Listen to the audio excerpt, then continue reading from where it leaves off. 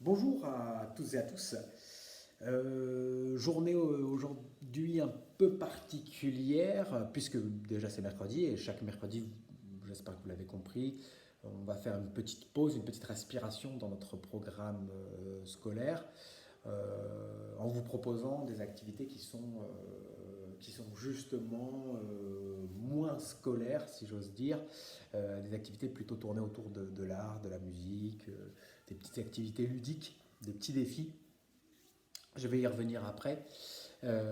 Donc en tout cas, ce mercredi va tourner autour de ces activités-là. Ça vous permet aussi voilà, d'avoir une pause dans votre semaine qui peut parfois être dense. Il y en a beaucoup d'entre vous qui m'ont reproché d'avoir fait un programme lundi un peu lourd.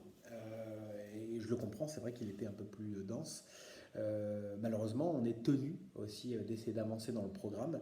On ne sait pas combien de temps va durer ce confinement. Je comprends que ça soit difficile, je comprends que ce soit plus compliqué pour vous de comprendre certaines notions que lorsqu'on est en classe.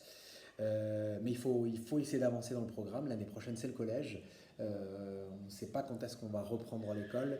Et il faut quand même que vous voyez un maximum de choses. D'ailleurs, à ce propos, vous l'avez vu, on continue, nous, les enseignants, à se voir virtuellement. On fait des réunions virtuelles à travers des applications sur nos ordinateurs, chacun chez nous. Mais on se voit tous, on fait ce qu'on appelle des visioconférences. On a eu avant-hier, lundi, une visioconférence avec la directrice, avec Nadia, qui nous demande de faire une première évaluation de la continuité pédagogique, hein, c'est-à-dire des apprentissages scolaires que vous faites depuis qu'on est en période de confinement. Donc voilà, elle a établi un test par niveau, CP, alors à partir du CP. Aussi, ils vont devoir passer. Alors, on commence par les CM2 aujourd'hui. Demain, ça sera les CM1. Vendredi, les CE2. Et lundi et mardi prochain, ça sera les CE1 et les CP. On descend. On commence par le niveau le plus élevé, donc les CM2 qui commencent aujourd'hui, avec une évaluation que je ne connais pas, que je vais découvrir avec vous. Je n'ai pas les codes pour ne pas vous influencer. Elle ne nous a pas transmis en fait les questions et pour pas qu'on oriente aussi nos apprentissages. Donc il faut absolument que tout le monde fasse ce test, hein. Je le répète, hein, je l'ai mis dans le programme quotidien, mais il faut absolument que tout le monde fasse ce test, puisque ce test va compter directement pour votre bulletin. Là, on est obligé de vous évaluer. Moi, vous savez que je ne suis pas fan des évaluations, que j'aime pas trop ça. Mais là, ben là, on est dans une période particulière et donc on est obligé de passer par des évaluations qui sont normées, qui sont universelles et qui sont celles qui ont été confectionnées par la directrice. Donc je répète, passez le message à tout le monde, hein, vraiment, pour celles et ceux qui vont voir cette vidéo. Il faut absolument que tout le monde le fasse. C'est comme ça que vous allez être évalué pardon, pour le prochain trimestre. En tout cas, c'est une partie des évaluations. Donc allez, vous allez voir, il y a un lien sur Quizalize. On a notre code, nous, donc le code qui correspond au code de la classe. Vous allez sur l'évaluation sur le confinement, enfin pendant le confinement, l'évaluation des compétences des élèves pendant la période de confinement et sur la continuité pédagogique. Et vous répondez, hein, bien évidemment, vous cliquez sur votre prénom et vous répondez aux questions, vous faites de votre mieux. Hein, je sais que vous allez y arriver, il ne faut pas trop stresser. Voilà. Donc je compte sur vous. Soyez sérieux, c'est important. Vraiment, faites-le le plus sérieusement et le plus rigoureusement possible.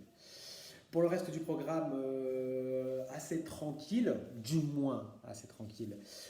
Pas de choses trop scolaires aujourd'hui. La Cup Song à revoir. Je vous répète, hein, l'objectif c'est dans une semaine. Ensuite, deuxième chose, j'ai mis un escape game. Pour ceux qui n'en ont jamais fait, c'est vraiment très très chouette. Je conseille de le faire sur un ordinateur, c'est plus simple. Alors, voilà, si on n'a pas cette possibilité, tant pis, mais le faire sur un ordinateur, c'est plus simple pour pouvoir bien visualiser. Vous allez voir, il faut bien toucher un peu partout, bien cliquer un peu partout. Enfin, un escape game sur le coronavirus, c'est pas moi qui l'ai fait. Je l'ai repris de quelqu'un qui l'a proposé il y a 2 jours. Et donc voilà, petit escape game pour reprendre des informations, sympa. C'est une petite initiation aux escape games, on va en faire d'autres. Je vais vous en proposer de plus en plus. Et dernière petite chose, un petit défi. Voilà, le défi de Ruud Goldberg qui faisait des réactions en chaîne, des machines qui ne servent à rien.